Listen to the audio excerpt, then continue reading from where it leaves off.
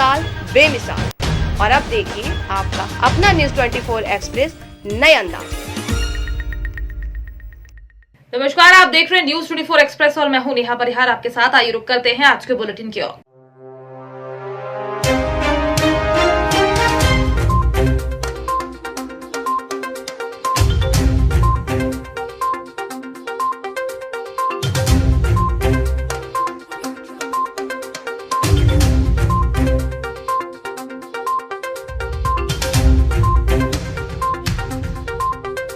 सेवाभावी समाज सेवी रेखा अंजू तिवारी द्वारा शासकीय मोहनलाल पुरवार विद्यालय माध्यमिक प्राथमिक शाला खिरहनी में नालसा बच्चों के मैत्रीपूर्ण विधिक सेवाएं और उनके संरक्षण के लिए विधिक सेवा योजना 2015 साक्षरता जागरूकता शिविर लगाया।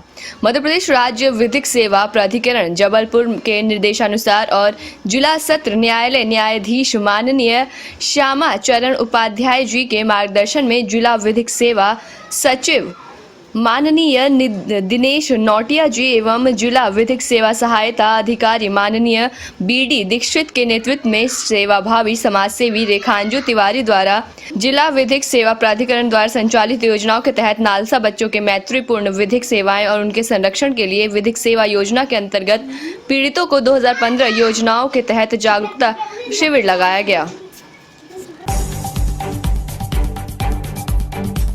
तारानगर के जमनाधर मोतीलाल सरावगी राजकीय माध्यमिक विद्यालय में सत्र 2020-21 की 9वीं कक्षा की 11 छात्राओं को राज्य सरकार की निःशुल्क साइकिल योजना के तहत साइकिल वितरित किया गया। अतिथियों ने विद्यालय के शैक्षिक स्तर की प्रशंसा की और सहयोग के लिए विश्वास दिलवाया। इस मौके पर चेयरमैन प्रतिनिधि मुंशी खां, भागीरथ भामी, पार्षद हरि सिंह बेनीवाल, चंद्रभान पटीर, बीर बहादुर सिंह, प्रधानाध्यापक सुनीता कसवा सहित विद्यालय स्टाफ और बच्चे उपस्थित रहे। माननीय गोपालपुर से जदयू विधायक गोपाल मंडल जी का वहीं विधायक जो डिप्टी सीएम को हिंदी में और अंग्रेजी में प्यार का इजहार किया तो ट्रेन में अचानक जोर मनाने पर लंगोट में ही दौड़ पड़े। ठुमके लगाने में माहिर हैं विधायक जी। मौका और माहौल हो तो मौका हाथ से कैसे जाने दिया जाए। पत्नी के जिला परिषद सदस्य चुनाव के दौरान भी ठुमका लगाकर जनता को लुभाने की असफल कोशिश की। ठुमका के बावजूद जनता के चुनाव में नकार दिया, लेकिन ठुमका लगाने से बड़ा माननीय को कौन रोक सकता है। एक विवाह समारोह के दौरान या विधायक जी डांस फ्लोर देखे तो भला कैसे रुकते। फलस्वरूप मौका और दस्तूर दे लगा दिया उन्होंने ठुमका। शादी समारोह में ताजा तरीन ये वीडियो वायरल हो रही है। यूपी 2022 के विधानसभा चुनाव में सत्ता प्राप्ति के लिए सपा मुखिया अखिलेश यादव समाजवादी विजय रथ रायबरेली जनपद के हरचंदनपुर विधानसभा से गुरु बगंज पहुंचे। इस दौरान कार्यकर्ताओं में सपा मुखिया का एक झलक पाने की होड़ मची रही। सभा स्थल पर पहुंचे अखिलेश यादव का पूर्व जिला पंचायत सदस्य चंद्रराज पटेल ने चांदी का मुकुट पहनाकर स्वागत किया। पूर्व विधायक सुरेंद्र विक्रम सिंह ने गदा भेंट की। इस दौरान अखिलेश यादव ने हरचंदपुर से संभावित प्रत्याशियों सुरेंद्र विक्रम सिंह, उमाशंकर यादव, राहुल यादव को अपने साथ खड़े होकर जनसभा को संबोधित करते हुए कहा कि यूपी जनता त्रस्त है, बाबा मस्त है। उन्होंने कहा कि बाबा ने पुलिस को भी भ्रष्ट कर दिया है।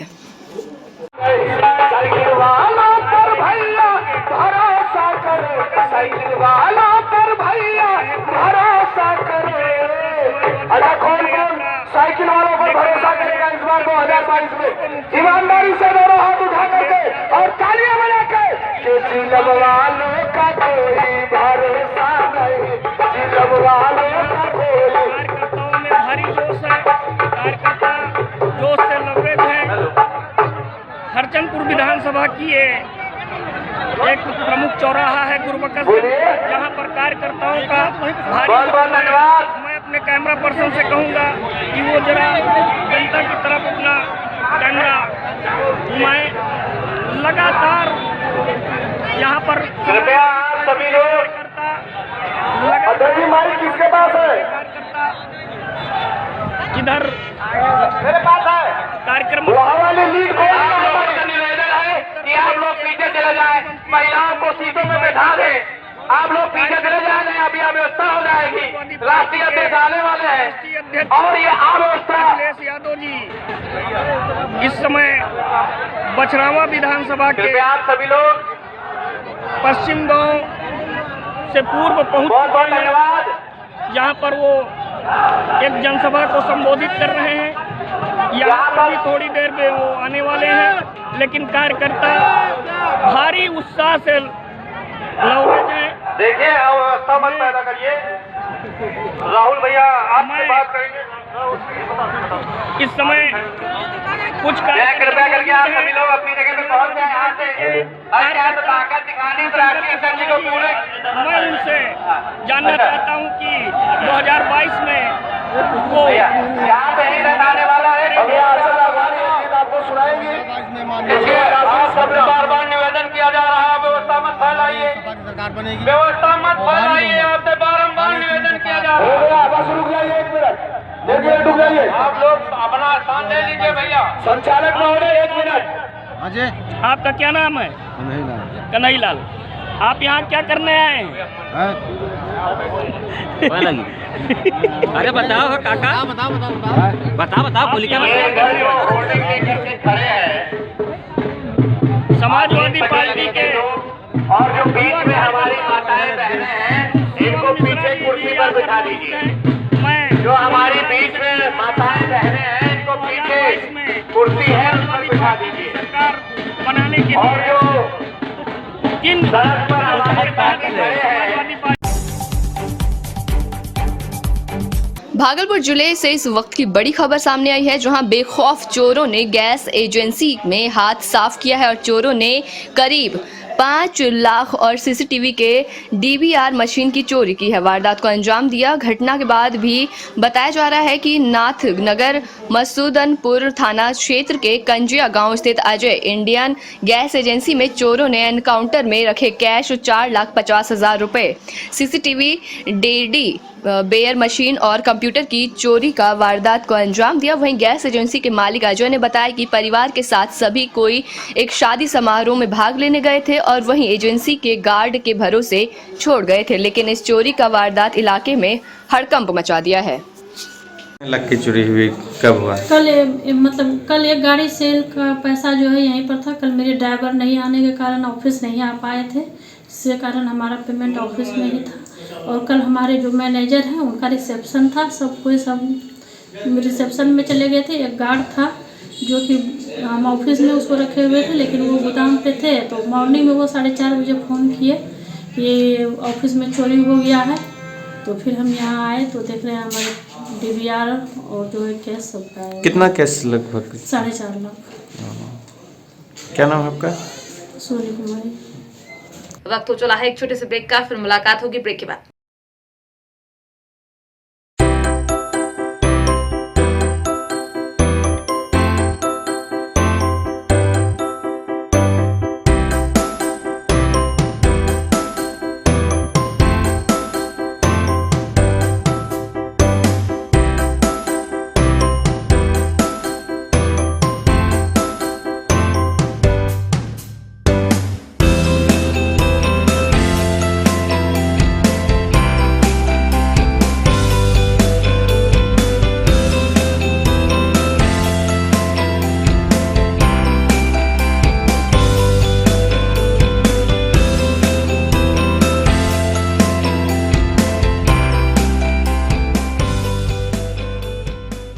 ब्रेक के बाद एक बार फिर आप सभी का स्वागत है। आइए बढ़ते हैं अगली खबर की ओर।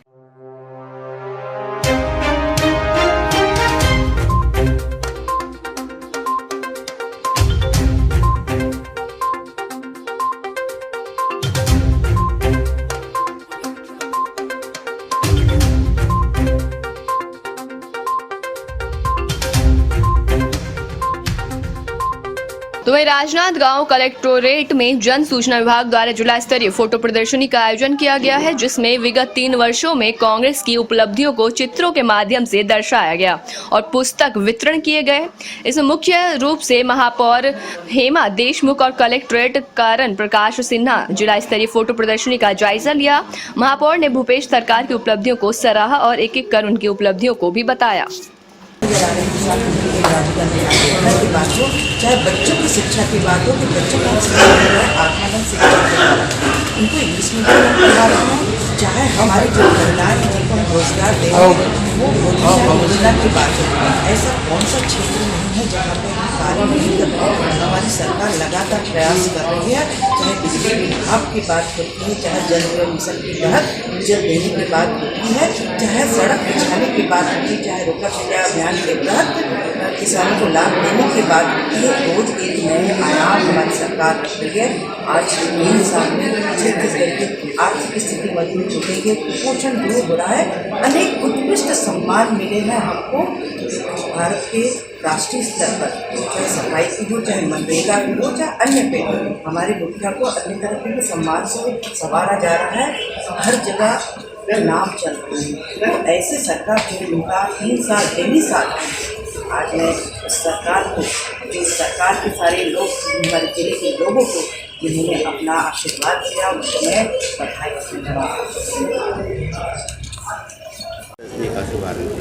देखिए, राज्य सरकार के 3 साल पूर्ण होने के उपलक्ष्य में ज़िले में जो पिछले 3 सालों में उपलब्धियां प्राप्त की गई हैं उसकी एक प्रदर्शनी यहाँ पर लगाई गई है और सभी क्षेत्रों में जो प्रगति हुई है राज्य स्तर पे और जिला स्तर पे वो सबको चित्रित करने का प्रयास यहाँ पर किया गया है। इसके साथ साथ इस प्रदर्शनी का मध्य प्रदेश के हरदा जिले में संत रविदास जयंती पर पंचायत चुनाव होने से अहिरवार समाज नाराज है। आपको बता दें कि आदर्श चुनाव आचार संहिता लागू होने से सामाजिक कार्यक्रम आयोजित नहीं हो पाएंगे। इसको लेकर शुक्रवार को आदर्श अहिरवार समाज संगठन की जिला इकाई के अध्यक्ष मुरली रंगीले और ज्ञानेश तिवारी ने जिला प्रशासन को एक ज्ञापन सौंपकर अपना विरोध दर्ज कराया। इस मौके पर समाज के दर्जनों सदस्यों ने उपस्थित होकर जयंती पर चुनाव का विरोध भी प्रकट किया। भाई साहब को मेरा नाम है ज्ञानेश तिवारी और आदर्श अहिरवार समाज तहसील स्तर पर मैं कोषाध्यक्ष हूँ जी। और मैं कहना चाहता हूँ कि जैसे शासन को ज्ञात है कि 16 फरवरी में संत श्रोमणी गुरुदास महाराज की जयंती आती है। अब जानकारी होने के बावजूद भी उसी तारीख में पंचायत चुनाव घोषित किया गया है, तो ये सरासर आदर्श अहिरवार समाज के लिए बहुत बड़ा वो है कि भाई शासन को इस पर पहले ही निर्णय लेकर के पंचायत की जो तारीख है उसको निश्चित करना चाहिए था और आज हमें ये यहाँ पे ज्ञापन देने की ज़रूरत नहीं पड़ती। तो इसके लिए शासन ने इस पर विचार विमर्श नहीं किया और पंचायत चुनाव घोषित कर दिया। तो हम आदर्श अहिरवार समाज के सारे तहसीलों के लोग, जिले के लोग एकत्रित होकर हमारे माननीय आदर्श अहिरवार समाज संगठन के अध्यक्ष माननीय मुरली रंगीले के नेतृत्व में हम आकर के यहाँ कलेक्टर साहब को ज्ञापन देने आए हैं और हम शासन और चुनाव आयोग से विनम्र निवेदन करते हैं कि इस पर शीघ्र से शीघ्र निर्णय लेकर के वो तारीख को आगे बढ़ाई जाए और हमारे संत श्रोमणी गुरुदास जी की जयंती पूरे देश भर में तहसील जिले स्तर पे बड़ी धूमधाम और हर्ष और उल्लास के साथ मनाई जाए। इसमें हमें किसी भी प्रकार की कोई दिक्कत आपत्ति नहीं आना चाहिए। हम यही शासन और चुनाव आयोग से विनम्र निवेदन करते हैं कि इस पर शीघ्र विचार विमर्श करके तारीख को कम से कम सप्ताह भर के लिए आगे बढ़ाई जाए, जो बड़े ही हम कार्यक्रमों के साथ मनाते हैं। तो क्या नाम है भाई साहब का? मेरा नाम मुरली रंगीले अहिरवार समाज का जिला अध्यक्ष हूँ जी। आज हम अहिरवार समाज की ओर से पूरे ज़िले की ओर से हम ज्ञापन देने के लिए आए थे। यहाँ पे किस मामले का ज्ञापन था? ये ज्ञापन है संत रविदास जी जयंती मनाने के लिए, लेकिन 16 फरवरी में चुनाव ग्राम पंचायत का होने के कारण तारीख में कुछ फेरबदल करने की चुनाव आयोग ने अनुरोध किया है हमने कि उसमें कुछ फेरबदल हो तो ताकि रविदास जयंती पूरे जिले पूरे देश में मनाई जाती है। उन्हें प्रशासन को पता है, उसके बावजूद उस तारीख में उन्होंने चुनाव रखकर अहिरवार समाज को निंदित किया है। मैं मांग करता हूं अहिरवार समाज की ओर से कि इस तारीख को फेरबदल कर के और रविदास जयंती की अनुमति देने की कृपा करें, ताकि हमारे अहिरवार समाज की ओर से बहुत बड़ा धन्यवाद।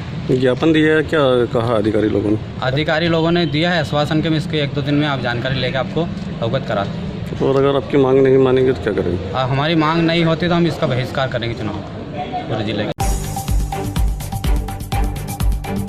देवरिया जनपद 342 विधानसभा प्रसपा प्रत्याशी गिरेंद्र यादव सपा में शामिल हुए हैं। आपको बता दें कि गिरेंद्र यादव द्वारा 12 नवंबर को एक सभा का आयोजन किया गया था। सभा के मुख्य अतिथि प्रगतिशील पार्टी के राष्ट्रीय अध्यक्ष शिवपाल सिंह यादव रहे।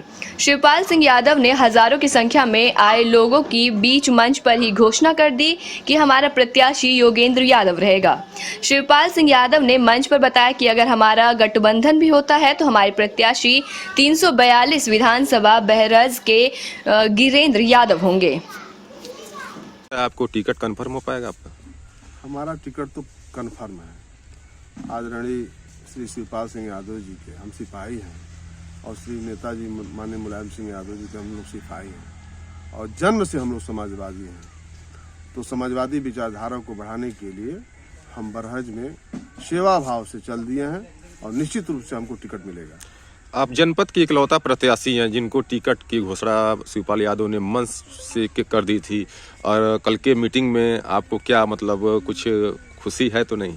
पूरी खुशी है, पूरी खुशी है और पूरे प्रदेश वासियों की खुशी है कि एक बार इस प्रदेश का काया पलट होगा और विकास की गति बढ़ेगी और निश्चित रूप से गांधी जी के सपने को हम लोग पूरा करेंगे, लोहिया जी के सपने को पूरा करेंगे, जनेश्वर मिश्र के सपने को पूरा करेंगे, जो हम लोग के बीच में समाज सेवी मोहन सिंह के सपने को पूरा करेंगे निश्चित रूप से। 4.5 साल के कार्यों में बीजेपी ने दावा किया है कि विकास का बहुत विकास किया, उस पर आप क्या कहेंगे? क्या विकास? निश्चित रूप से विकास तो जितने भी भाजपा के नेता निजी विकास किए हैं और विकास तो इतना हुआ है कि 1 लाख का जो जनहित का अगर कोई योजना ये चलाए हैं उसमें 50% केवल भ्रष्टाचार के नाम पे घुसखोरी हुआ है। और आज के डेट में पूरे प्रदेश में जितने भी सड़कें हैं सारी टूटी फूटी हैं। प्रत्येक दिन मोटरसाइकिल से लोग गिरते हैं। और जाइए स्वास्थ्य के क्षेत्र में हॉस्पिटल पे बिल्डिंग तो दिखाई दे रही है लेकिन वह न हो तो वहाँ दवा है, न तो सुई है, न तो डॉक्टर है। आप शिक्षा के क्षेत्र में जाइए, प्रत्येक दिन अध्यापकों से अनेक कागज मांगे जा रहे हैं लेकिन कहीं पढ़ाई लिखाई नहीं हो रही है। सारे अध्यापक को लगा दिया गया है भाजपा के प्रचार में। आप विकास खंड में जाइए, किसी भी ब्लॉक में जाइए, जितने भी सेक्रेटरी हैं, सचिव हैं, वो लोग आज लखनऊ की चक्कर लगा रहे हैं, प्रधान को ले जाके वहाँ पे जनसभा करा रहे हैं, सरकारी सभा करा रहे हैं। ये बहुत बड़ा दुर्भाग्य है कि भाजपा की गवर्नमेंट ने अपना सरकारी पैसे से, जनहित के पैसे से अपना प्रचार करा रही है।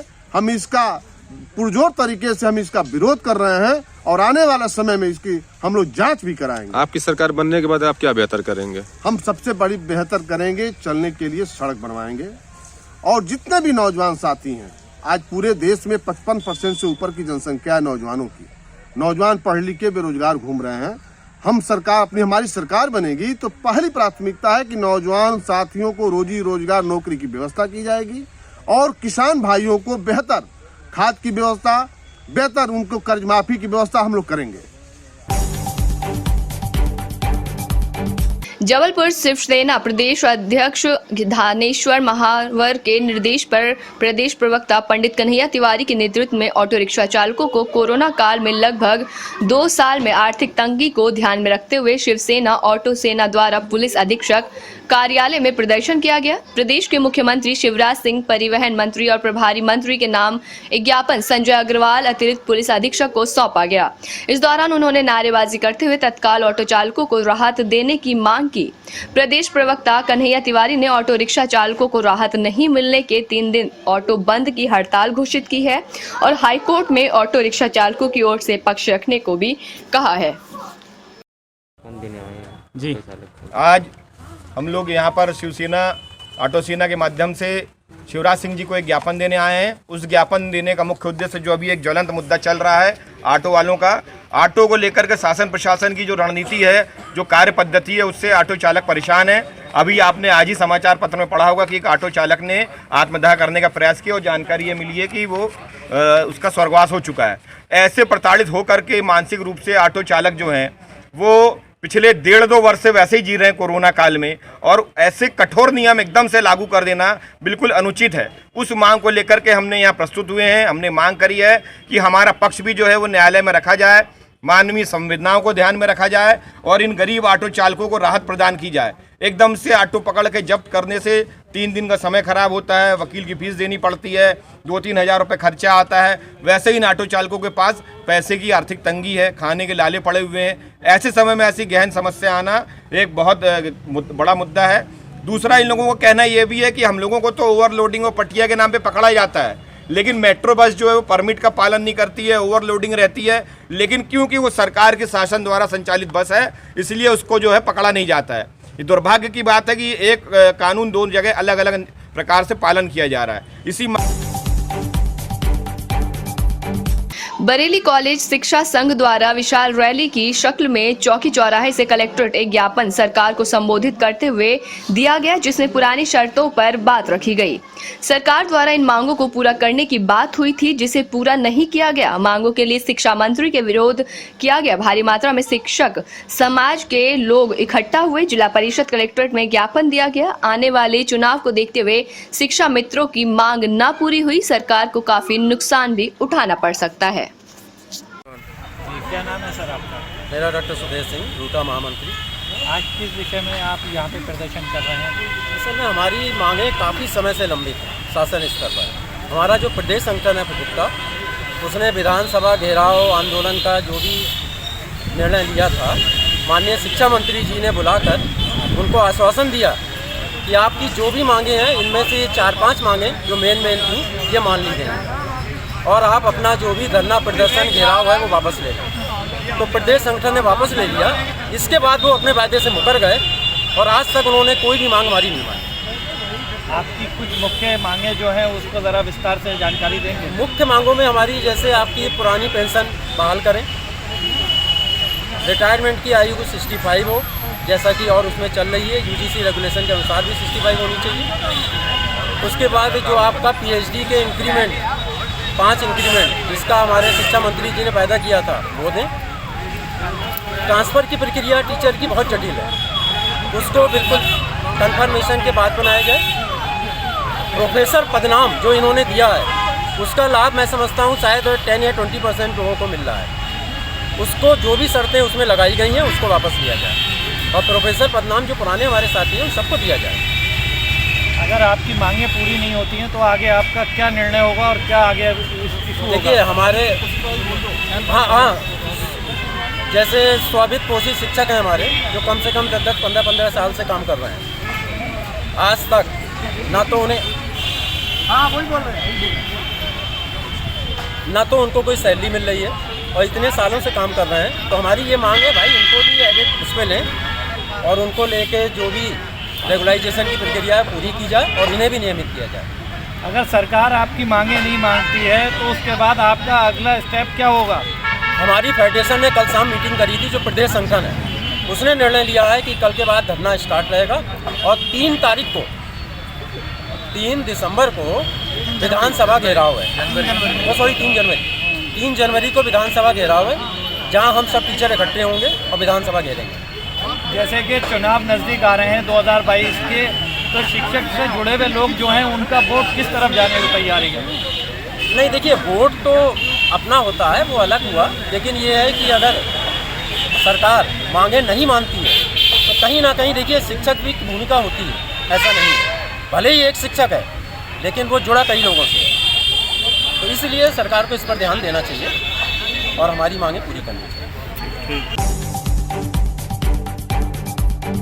जबलपुर हाई कोर्ट मुख्य न्यायाधीश जबलपुर के द्वारा अदालतों में 25-25 मामलों को एक माह में निपटाने और निपटारा करने के आदेश दिए गए हैं, जिससे पक्षकार अधिवक्तागण को काफी परेशानियों का सामना करना पड़ रहा है। इस प्रकार की तुगलकी फरमान को देखते हुए ग्वालियर इंदौर में 1 दिवसीय काम बंद हड़ताल की गई, जिसके समर्थन में आज जबलपुर के सभी न्यायालय में अधिवक्ताओं ने 1 दिवसीय हड़ताल रखकर मुख्य न्यायाधीश हाई कोर्ट को चेताया कि इस तुगलकी फरमान को जल्द से जल्द निरस्त कर दिया जाए, नहीं तो जिला अधिवक्ता संघ एवं सभी वकील अधिवक्ताओं द्वारा पुरजोर विरोध कर व्यापक हड़ताल की जाएगी।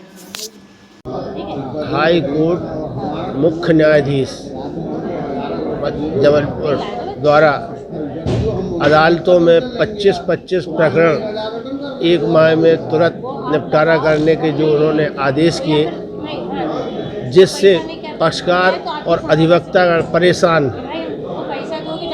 ग्वालियर और इंदौर में इसी काम को लेके कि जो 25 प्रकरण एक माह में निपटना है, उससे असंतुष्ट होकर उन्होंने हड़ताल की। उन्हीं के समर्थन में जबलपुर द्वारा भी न्यायालयों में कार्य से आज विरत रहेंगे सब अधिवक्तागण, और हाई कोर्ट और जिला कोर्टों में भी सब कार्य से विरत रहेंगे। महेश आचार्य एडवोकेट। संबंध में आज हड़ताल की घोषणा करी है, क्या कारण है इसका और कहाँ पर हड़ताल जारी है? देखिए, वर्तमान में ऐसा देखा जा रहा है कि जजेस अधिवक्ताओं पर काफ़ी हावी होते जा रहे हैं, बदतमीजियाँ बढ़ती जा रही हैं। वर्तमान में पिछले कई दिनों से इंदौर में वहाँ के डिस्ट्रिक्ट जज श्री पालीवाल जी और 2 और अन्य एडीजे, उनके द्वारा आए दिन जो वहाँ अधिवक्ता प्रैक्टिस करते हैं उनके साथ बड़ा मिसबिहेव किया जा रहा है। उनकी बात नहीं सुननी जा रही, वो फाइलों को हाथ नहीं लगाया जा रहा, मनमानी डेट दे जा रहे हैं, जिस कारण से वहाँ के अधिवक्ता पिछले कई दिनों से वहाँ के कार्य से विरक्त हैं। उसके समर्थन में कल हमारे ग्वालियर हाई कोर्ट में भी लोगों ने पैरवी नहीं की थी न्यायालय में जाकर, और उसी समर्थन में आज जिला जबलपुर के हाई कोर्ट, डिस्ट्रिक्ट कोर्ट और जितने भी एडवोकेट लगभग 11,000 एडवोकेट्स आज उसी कारण उनका समर्थन के आज न्यायालय कार्यों से विरत हैं। तो किस टाइप से आप लोग आज काम नहीं करेंगे? वर्तमान आज की, जहाँ तक आज की बात है, आज कोई भी अधिवक्ता किसी भी न्यायालय में पैरवी नहीं करेगा, और यदि इन्होंने हमारी मांगें पूरी नहीं की, अब जजों ने अपना रवैया नहीं बदला, तो वर्तमान में से इनको गंभीर परिणाम भुगतने पड़ सकते हैं। अभी तो डिस्ट्रिक्ट लेवल पे हो रही है, यही रवैया रहा तो being a vice chairman of the state bar council मैं पूरे मध्य प्रदेश में भी हड़ताल करवा दूंगा। आज के बुलेटिन में फिलहाल इतना ही। बने रहिए न्यूज़ 24 एक्सप्रेस के साथ। नमस्कार।